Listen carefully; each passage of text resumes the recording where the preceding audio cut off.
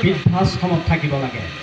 নিজৰ দেউতাক নিজৰ ল'ৰা ছোৱালীক ডাঙৰ দীঘল কৰিলোঁ, বৰ মানুহ কৰিলোঁ, ACS IAS কৰিলোঁ, ডাঙৰ ডাঙৰ বিষয়ববীয়া কৰিলোঁ, কিন্তু দুৰ্ভাগ্যজনকভাৱে দেউতাই চকু পানী টুকিবলগীয়া হৈছে।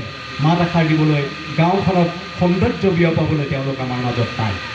সেইকাৰণে আজি নতুৱা গাঁৱলৈ আহিছোঁ। মই খুব আশা কৰিছিলোঁ যে বহুত মানুহ হ'ব, কাৰণ নতুৱা গাঁও বুলি ক'লেই মোৰ বুকুখন এতিয়াও পুনৰাম ছাৰৰ কথা ক'লেই ধনেন্দ্ৰই ভালকৈ জানে। মই আগতেও কৈ থাকোঁ, মই য'লৈ যাওঁ আৰু মই সদায় কৈ যাম। আজি মই মানুহ কম হোৱাৰ কাৰণে মই চহৰীয়াক কৈছিলোঁ যে আপুনি এটাও চিন্তা নকৰিব, মোক যদি সুধা মঞ্চখন অপেনিং কৰিবলৈ দিয়ে, মুকলি কৰিবলৈ দিয়ে, মই ভাল পাম। এইকাৰণে কাৰণ এই পবিত্ৰ মাটিলৈ মই আহিছোঁ, এই নতুৱা গাঁৱৰ পবিত্ৰ ভূমিলৈ আহিছোঁ। এইখন নতুৱা গাঁৱতে সেই প্ৰখ্যাত বিখ্যাত লোকসকলে জন্মগ্ৰহণ কৰি আপোনালোকৰ এটা সাংস্কৃতিক পৰিৱেশ দি থৈ গৈছে। এই নতুৱা গাঁৱৰ মানুহৰ পৰা মৰিগাঁও জিলাত শিকিবলগীয়া বহু কথাই আছে, সাহিত্যৰ ক্ষেত্ৰত, সংস্কৃতিৰ ক্ষেত্ৰত, নৃত্যৰ ক্ষেত্ৰত, দিহানামৰ ক্ষেত্ৰত, থিয়নামৰ ক্ষেত্ৰত, সকলো ক্ষেত্ৰতে নতুৱা গাঁৱৰ এটা সাংস্কৃতিক পৰিৱেশ গঢ়ি তুলিব পাৰিছে। মই আশা কৰিম যে অনাগত দিনত বহুত সাহিত্যিক ইয়াতে জন্ম হ'ব, বহু ভাল নেতা ইয়াত জন্ম হ'ব, গাঁওখনৰ ভাল ভাল মানুহৰ জন্ম হ'ব। ACS IAS ডাক্তৰ ইঞ্জিনিয়াৰ যথেষ্ট নহয়, মানুহ হিচাপে আপোনালোকৰ মাজলৈ সেইসকল আহিব লাগিব। ৰুদ্ৰ বৰুৱাই আপোনালোকে জানে যে মেট্ৰিক পাছ কৰাৰ পিছতে হাহাকাৰ লাগিছিলে, ক'ত পঢ়িব, কি কৰিব, পঢ়িবলৈ এটকা পইচা নাই, বিদ্যালয়ত পঢ়িবৰ কাৰণে নাম লগাবলৈ পইচা নাই ৰুদ্ৰ বৰুৱাৰ, কলেজত পঢ়াবৰ কাৰণে পৰৱৰ্তী সময়ত বিদ্যালয় মেট্ৰিক পাছৰ পিছত বিদ্যালয় এৰিয়ে দিলে। এই ধান কাটিবলৈ যোৱা, গৰু চৰাবলৈ যোৱা, চৰণীয়া পথাৰত ঘূৰা, বিলৰ পালে পালে ঘূৰা, এই পৰিৱেশবিলাক চাই আই নাম, ধাই নাম, বিয়া নাম, আইসকলৰ মুখত গীতবিলাক শুনি ৰুদ্ৰ বৰুৱাই নতুন এটা সংস্কৃতিৰ জন্ম দিলে, নতুন এটা গীতৰ ধাৰা জন্ম দিলে। আই গীতৰ সুৰে সুৰে, বিয়া নামৰ সুৰে সুৰে ৰুদ্ৰ বৰুৱাই গীতবিলাকৰ সুৰ বনালে ইমান ধুনীয়াকৈ। এই যে লুইতৰ পাৰত বালিবিলাক, চকচকীয়া বালিবিলাক দেখি, নৈখন দেখি, চহৰীয়া পথাৰখন দেখি, এই বট গছবিলাক দেখি, এই লৰি থকা পাতবিলাক দেখি, এই মাজত একেবাৰে পথাৰখনৰ মাজত গৰখীয়াই বাঁহী বজাই থকা দৃশ্যবিলাক দেখি, গৰখীয়া হেৰু গৰখীয়া কি সুৰ বজাও, কি সুৰ বজাও দুপৰীয়া। কোনে শুনিছে? আমাৰতো গৰখীয়াই ইমান ধুনীয়া সুৰ বজাই আছে, কিন্তু তেখেতসকলৰ গীতত সেই সুৰবিলাক শুনিছে। ভূপেন হাজৰিকাই মাটিৰ গোন্ধ থকা সেই গীতবিলাক আনিছে, কাৰণ ভূপেন হাজৰিকাই বুজি পায় যে মানুহৰ অন্তৰে অন্তৰে সোমাবৰ কাৰণে, ধমনীয়ে ধমনীয়ে সোমাবৰ কাৰণে, মানুহৰ যদি শিৰাই শিৰাই সোমাব লাগে, তেনেহ'লে আটাইতকৈ উপযুক্ত কথাটোৱেই হৈছে গীতৰ মাজেৰে সোমাব লাগিব। মানুহৰ মন জয় কৰিবৰ কাৰণে জ্যোতিপ্ৰসাদ আগৰৱালাই যেনেকৈ গীত গাই ফুৰিছিলে, বিষ্ণুপ্ৰসাদ ৰাভাই যেনেকৈ গাঁৱে গাঁৱে য'তে ত'তে গীত পৰিৱেশন কৰিছিলে, সেই পৰিৱেশ এতিয়া নাই। তথাপি মই আশা কৰিম আহক, আমাৰ নতুন নতুন প্ৰজন্মবিলাক আগবাঢ়ি আহক, তেওঁ উঠি অহা প্ৰজন্মবিলাকে এই গীতবিলাক লওক। ভূপেন হাজৰিকা ধুনীয়া দিন। আজি ভূপেন হাজৰিকাই যিবিলাক গীত গাই আছে, কিহৰ গীত লিখা নাই ভূপেন হাজৰিকা, কাৰ বিষয়ে ভূপেন হাজৰিকাই লিখা নাই, অসমৰ কোনটো বাদ পৰিছে ভূপেন হাজৰিকাৰ গীতৰ পৰা, গছৰ পৰা আৰম্ভ কৰি, পানীৰ পৰা, নদীখনৰ পৰা আৰম্ভ কৰি, পৰ্বত পাহাৰলৈকে, আৰু সেই ব্ৰহ্মপুত্ৰখনত, লুইতখনত পৰি থকা চাদৰ নিচিনা বগা হৈ থকা চাদৰখনলৈকে, তেজপুৰৰ মহাভৈৰৱৰ পৰা আৰম্ভ কৰি অসমৰ যিকোনো স্থানৰ গীত লিখি ভূপেন হাজৰিকাই একদম বেলেগ বেলেগ স্থানলৈ, বিদেশৰ বিভিন্ন মানুহৰ বুকুলৈ লৈ গৈ আছে। গতিকে আহক, আমি গীতকেইটাও শুনিম, লগে লগে নতুন নতুন কথাও আমি জানিম।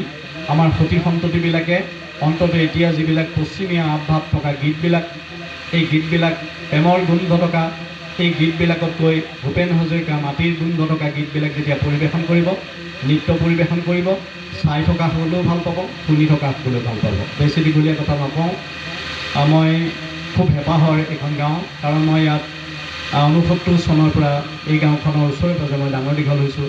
মোৰ ঘৰে ঘৰে মোৰ বহু বন্ধু ইয়াত জন্ম হৈছে, মোৰ বহু বন্ধু এইখন গাঁৱত আছে। মই বিভিন্ন ঠাইত বিভিন্ন অনুষ্ঠানত ভাওনা চাবলৈ এই অঞ্চললৈ আহিছোঁ, অন্যান্য অনুষ্ঠান চাবলৈ এটা সময়ত ইয়ালৈ আহিছিলোঁ। গতিকে আজি মোক এই অনুষ্ঠানটোৰ লগত সংযোগ কৰাৰ কাৰণে আমাৰ যিখন নতুনকৈ এই গাঁওখন ইয়ালৈ আহিছে, নতুৱা গাঁৱৰ পৰাও বহুত ব্যক্তি ইয়ালৈ ওলাই আহিছে, নগৰী আঞ্চলিক, আৰু তেখেতসকলৰ গোটটোৰ নাম হৈছে ভূপেন্দ্ৰ গোট। মই শুনা নাই ক'তো যে কোনোবাই ভূপেন্দ্ৰ গোট বুলি ক'ৰবাত গোট খুলিছে নেকি, মই শুনা নাই। ৰমাকান্ত মুক্তিয়াৰতাৰ নামত আছে, গোট খোলা নাই, অনুষ্ঠান আছে। ভূপেন্দ্ৰ হাজৰিকাৰ নামত বহুত অনুষ্ঠান আছে, কিন্তু গোট খোলা নাই চাগে, কিন্তু এটা গোট, কিন্তু গোটটোৰ নাম আছিলে আত্মসহায়ক গোট। কিন্তু তেখেতসকলৰ আত্মসহায় নকৰি এই গোটটোৰ জৰিয়তে মানে যিটো ছ'চিয়েল, ৰাইজক সহায় কৰিবৰ কাৰণে তেখেতসকল ওলাই আহিছে। গতিকে মই আত্মসহায়ক গোটটোকো ধন্যবাদ আৰু কৃতজ্ঞতা জনাইছোঁ। আপোনাৰ যি উদ্যোগ, এই উদ্যোগক আপোনালোকে সঁহাৰি জনাওক, এই ডেকা ল'ৰাবিলাকক সঁহাৰি জনাওক। মইতো কেতিয়াবা কওঁ যে আমাৰ ডেকা ল'ৰাবিলাক যদি নাইকিয়া হৈ যায়, অনুষ্ঠান যদি নেপাতে, তেনেহ'লে আপোনালোকৰ এই অঞ্চলবিলাক, এই পথাৰবিলাক খালী হৈ যাব। এই মঞ্চবিলাক বনোৱাৰ কোনো অৰ্থই নাথাকিব। কাৰণ কেইটামান পইচা তুলি কষ্ট কৰি ডেকা ল'ৰাকেইটাই ঘৰে ঘৰে গৈ পেলাই যদি অনুষ্ঠানটো পাতি নাথাকে, তেনেহ'লে আমাৰ অনুষ্ঠানবিলাক নাইকিয়া হৈ যাব। কাৰণ অনুষ্ঠান আমাৰ ক'ত আছে? ড্ৰয়িং ৰুমতে আছে, টিভিতে আছে, হয় নহয়? টিভিতে আমি দেখিয়ে থাকোঁ। ভাওনা চাবলৈও নোযোৱা হ'ল, অনুষ্ঠান চাবলৈও নোযোৱা হ'ল, বিহু চাবলৈও নোযোৱা হ'ল, গায়ক আহিলে চাবলৈ যাওঁ, হয় নহয়? গতিকে আমি কেৱল গায়ক আহিলে চাবলৈ যাওঁ, বাকী অনুষ্ঠান যদি আমি নকৰোঁ, আমি নিজেও গায়ক হ'ব নোৱাৰোঁ। আপোনালোকে দুটা কথা কওকচোন। অসমৰ দুগৰাকী ছোৱালী, এগৰাকী ছোৱালীক ঘোচা মাৰি বিখ্যাত হ'ল, হয়নে নাই? আপোনালোকে জীৱনত কিমান কাক চৰ মাৰিলে, কিমান কাক ঘোচা মাৰিলে, কিন্তু আপোনালোকে পৃথিৱী বিখ্যাত হ'ল জানো? ইমান কাজিয়া কৰোঁ আমি, কিন্তু সেই কাজিয়াটোকে যদি সংস্কৃতিলৈ ৰূপান্তৰিত কৰোঁ, মই মৰা ঘোচাটো যদি সঠিকভাৱে এটা অভ্যাসন কৰি, এটা খুব ধুনীয়া এক্সাৰচাইজ কৰি যদি অভ্যাস কৰি ঘোচা মাৰিবলৈ আৰম্ভ কৰোঁ, এটা ঘোচায়ো জগত জয় কৰিব পাৰি, নহয় জানো? এক ঘোচা মাৰিলে, হয় নহয়? এই সৰু পথাৰৰ ছোৱালীজনী, তাই ঘৰলৈ যাবলৈও ৰাস্তা নাই।